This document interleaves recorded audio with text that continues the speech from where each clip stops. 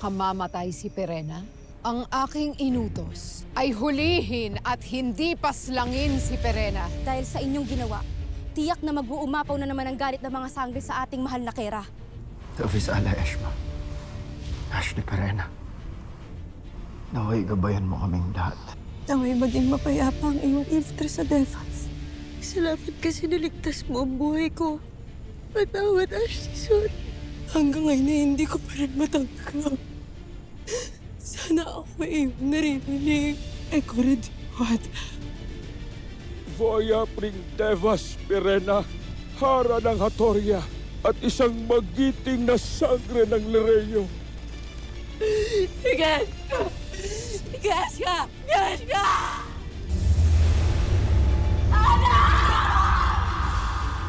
Nandito na siya. Payapang pagbabalik dito sa Devas. Tunay ngang wala nang papantay sa ingit ng yakap ng isang ina. Huwag kang magalit kay Dea. Wala siyang kasalanan sa pagkamatay ni Ash. Kung hindi ka iniligtas ni Ada, ay sana ay buhay pa ang aking Ada!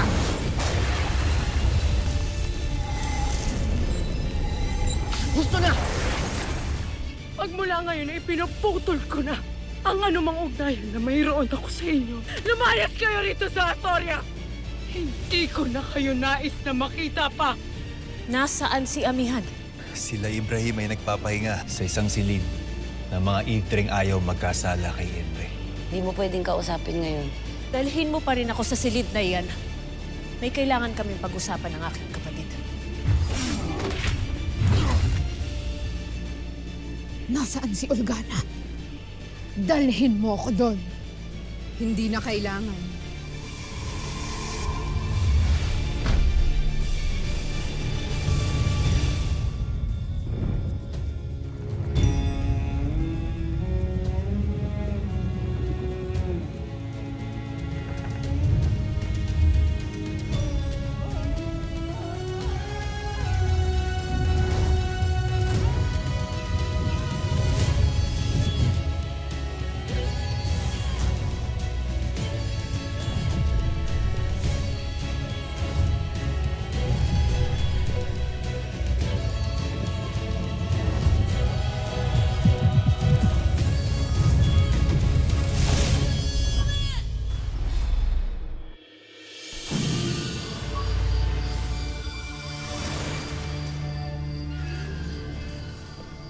Isa lamang ang aking kilala na kayang gayahin ang aking anyo.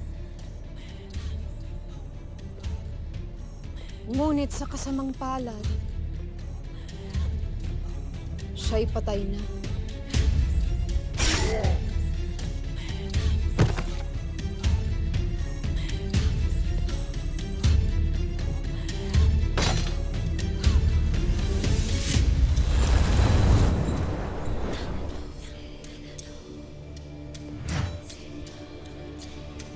Ngunit hindi ang kanyang anak. Narito sana ako upang singilin si Olgana. Ngunit yaman din lamang na naririto ka. Hinahamon kita, Mitena.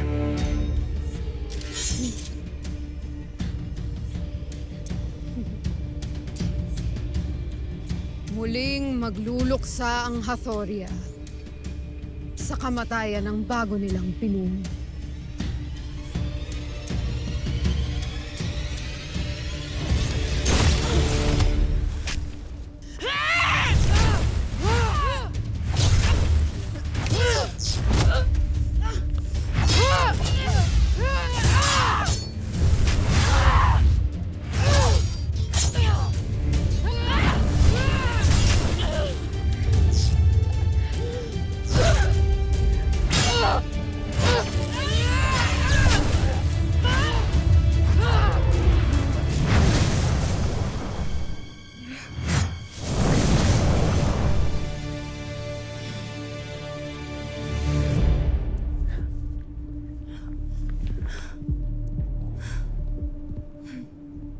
Ashley!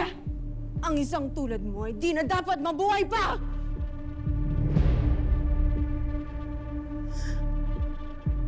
Zaul, Mahal na Kera.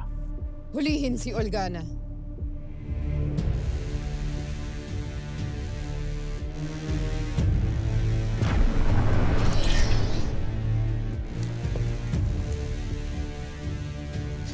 Nais mo si Olgana?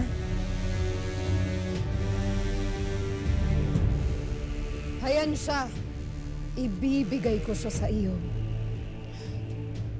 Subalit, merong kapalit. Ang brilyante ng apoy!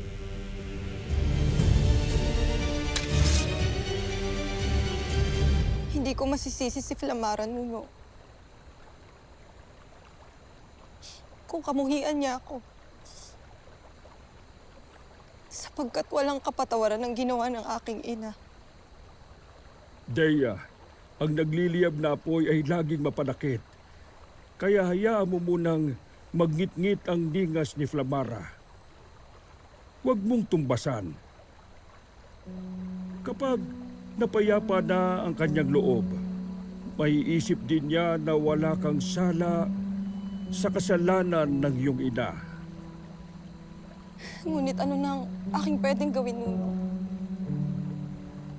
Unawain ang kanyang galit at pagdadalamhati sa pamamagitan ng awa at kabutihan. At ang pinakamahalaga, manatili kang matatag laban sa kadiliman. Yan ang magiging patunay mo kay Flamara na naghihimagsika rin sa ginawang pagpaslang kay Perena. Siyang tunay, Nuno. Kaya kahit maputol ang tali na nag-uugnay sa amin ng aking ina, patuloy pa rin akong titindig laban sa kasamaan nila. Ngunit napakasakit nito, Nuno, para sa akin. Nakalabanin ang aking ina. Ngayong siya pa rin ang aking tinuturing na tanglaw. Ngunit kung ang tanglaw na ito ay nagbibigay na ng dilim sa halip na sa liwanag, batid kung kailangan ko pa rin piliin ang tama kahit na masakit. Yan ang kaibahan mo kay Olgana, lalo kay Mitena. Pagkat pinili nila ang apoy na nanununog, habang ikaw, pinipili mo ang liwanag na nagbibigay ng tanglaw. At iyan, Deya, ay tanda na napakabusilak at makatwiran talaga ang iyong kalooban.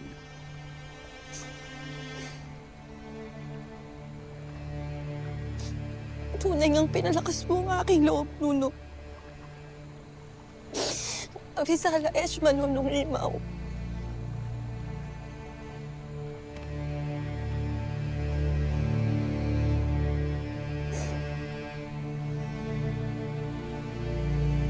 Tingin-tingin ka na naman dyan. Umamin ka na kasi na umiibig ka na kay Sangre Dea. Pakiusap. Maaari bang huwag na muna ngayon?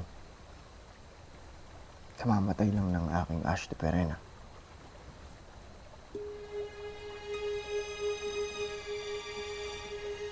Ngunit mawalang galang nang muli, Sangre Adamus. Hanggang kailan mo ba kasi ililihim ang iyong pagtingin kay Sangre Dea?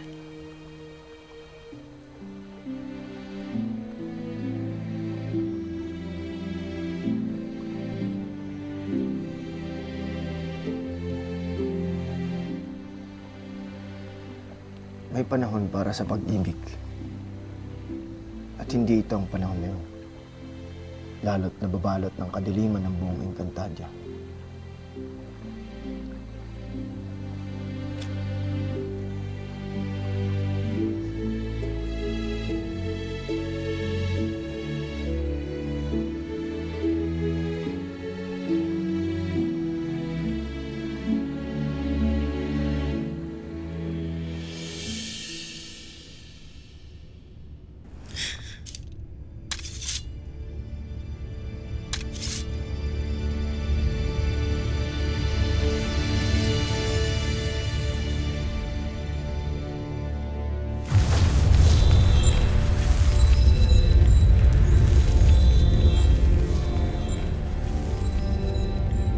Ito na ang iyong nais.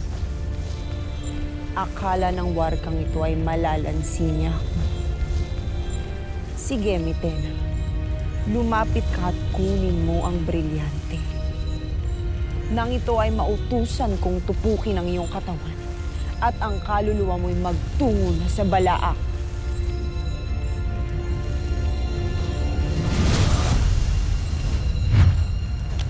Bakit mo inaabot ang iyong brilyante? Hindi mo ito maaaring ibigay sa kanya. Esteti! Alam kong aking ginagawa. Bitiwan mo ako! Grazeta! Ibalik mo sa akin ang aking brilyante!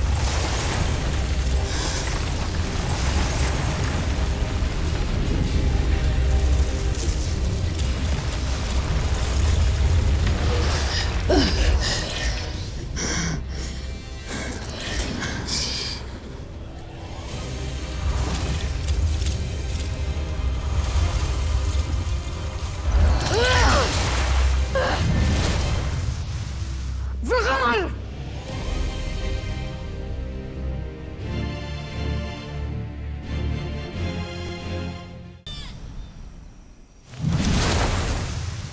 Ibalik mo ang brilyante ko!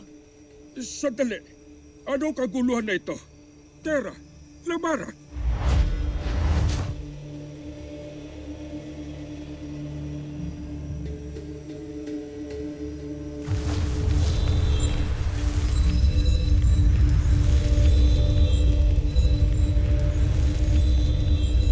Brilyante ng apoy. Inuutusan kita na bumalik kay Flamara.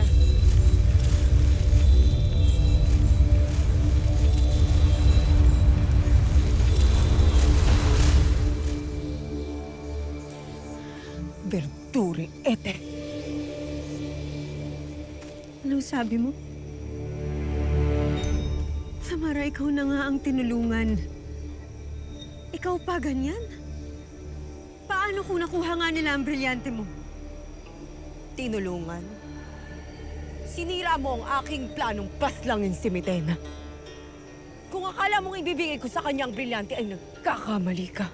Hindi ako katulad mong utak. Tao mag-isip, Tera! Nilalansi ko lamang si Mitena. Flamara, hindi pa rin wastong yung ginawa sapagkat ang mga kalaban ay tuso. Sa oras na muling makuha ni Metena ang alinman sa mga brilyante, ay tiyak na magagani maglahat. Batid din yung muntik ng pumanaw ang buong Encantadia dahil sa pagkawala ng mga brilyante. Nunong Imaw, Yun na ang aking pagkakataon na mapaslang si Metena. At may paghiganti ang aking anak. Flamara, kayo ay tagapangalaga ng mga brilyante. Walang katanggap-tanggap na dahilan upang ibigay ang mga ito sa iba. Hindi tamang iniisip mo lamang ang iyong sarili o ang iyong pamilya. Makinig kayo mga sangre. Ang mga brilyante ay ipinagkaloob sa inyo. Hindi para sa pansariling kapakanan, kundi upang inyong pangalagaan ang buong Encantadia. Kaya tandaan ninyo, ang pagsuko ng brilyante ay katumbas na rin ng pagsuko ng Encantadia.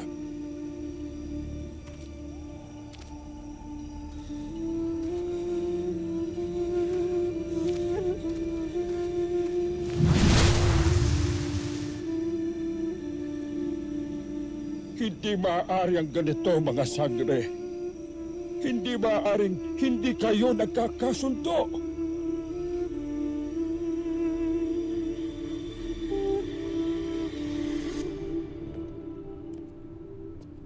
Hindi maaaring nilulusob tayo ng mga kaaway.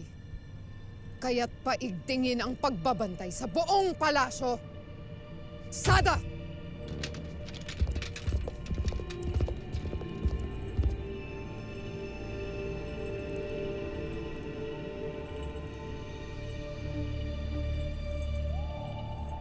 Kaya Mitena, kung niyo pong mamarapatin, nais kong malinawan sa mga kaganapan kanina. Tunay nga bang kaya mo kong ipagpalit para sa brilyante ng apoy? Sa iyong palagay ba, ay magagawa kong ipagkanulo ang aking pinakatapat na ovlar na pumatay kay Pirena.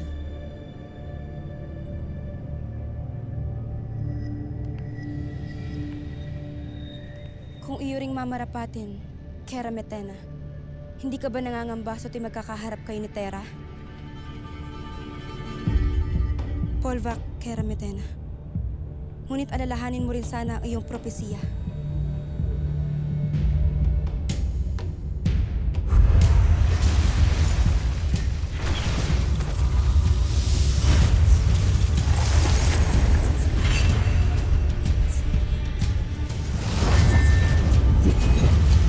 Hindi ako papayag na matupad ang masamang kapalaran na naghihintay sa akin. Kailangan kong mabatid kung paano ko matatalo si Terra. Ngunit paano nga ba?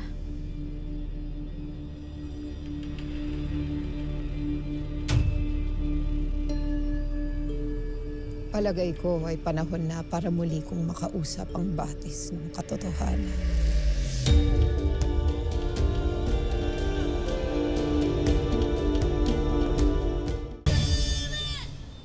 Tahimik ang mga eavesdring na pili ng habang buhay na makalimot. Ngunit hindi gaya natin, Ado. Hindi ko pa rin sila mapapatawad sa anuman nangyari sa ating dalawa.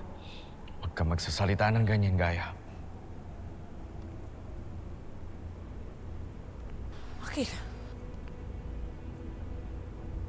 Gaya.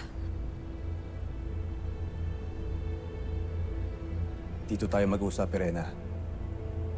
Sapagkat dito ay hindi maririnig ni Emre ang kahit na anumang bulok at panaghoy ng mga Iftre. Tama nga ang aming nabalitaan. Namaya pa ka na nga. Hara.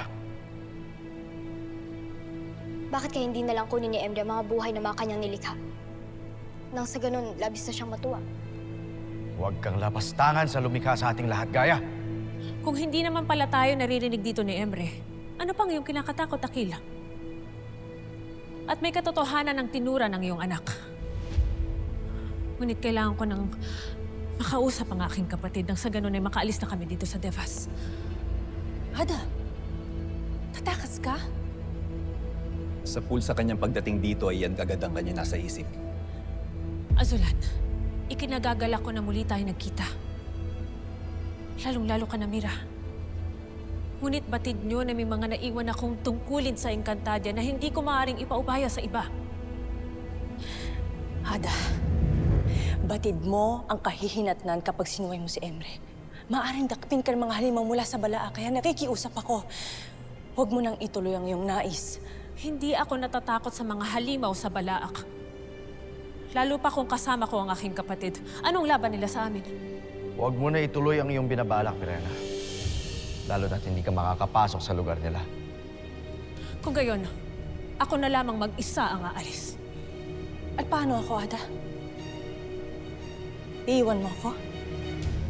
Kahit na batid mong habang panahon tayo maaaring hindi magkikita? Yan ba ang iyong nais? Mira, ikaw ay matagal ko na ring sinanay. Kaya't may kakayahan ka upang ako'y matulungan sa aking misyon. Bakit hindi ka na lang sumama sa akin? Sasama ako, Ashti. Tumahimik ka, Gaya. Walang sasama sa'yo, Pirena. Lalo na't mabigat ang magiging parusa. Nasaan ang inyong malasakit at pagmamahal sa Encantadia? Gusto na, Pirena! Ada, nais kitang samahan. Ngunit higit na kailangan ka namin dito. At kailangan kita bilang aking ina. Hindi bilang hara na walang ibang minahal at kinakatakutan. Mira!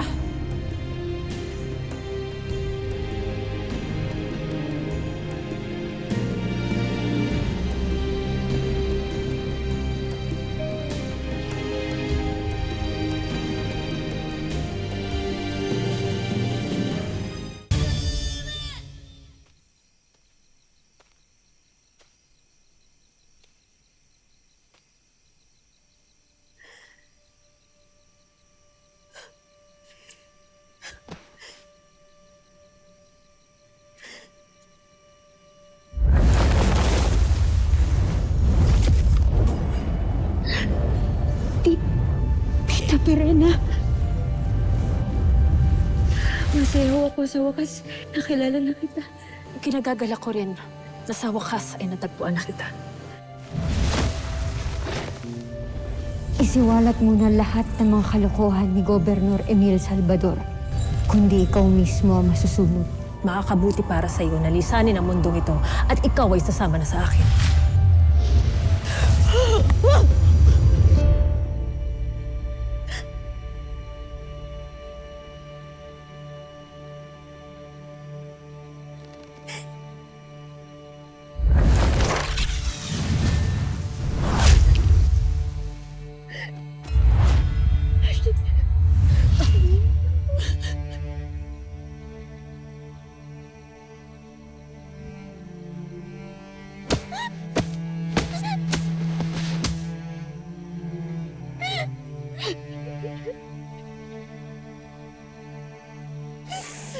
Ashley.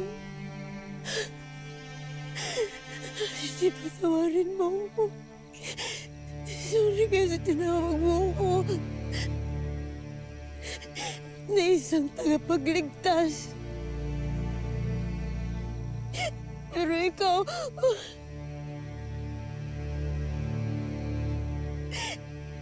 ikaw hindi man lang kita nagawang iligtas.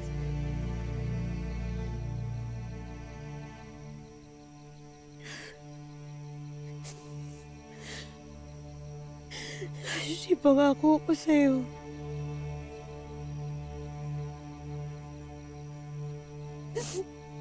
Bibigyan ko ng katarungan yung pagkamatay mo. Tatalunin ko si Mitena.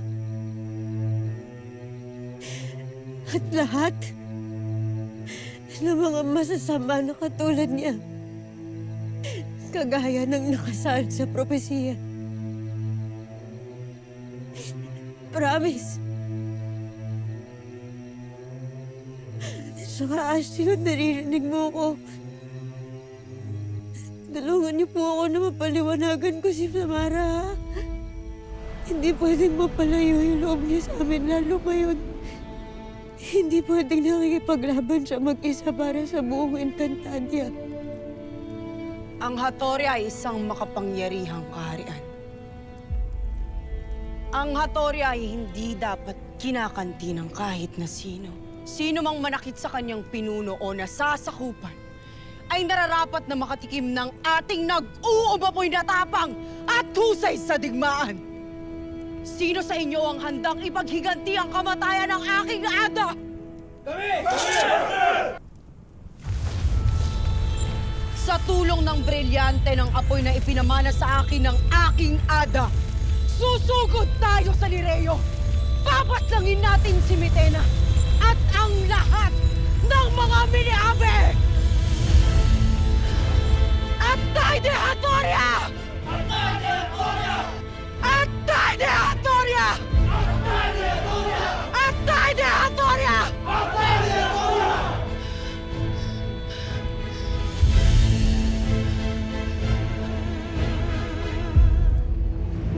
Batis ng katotohanan, paano po ba namin matatalo si Mitena?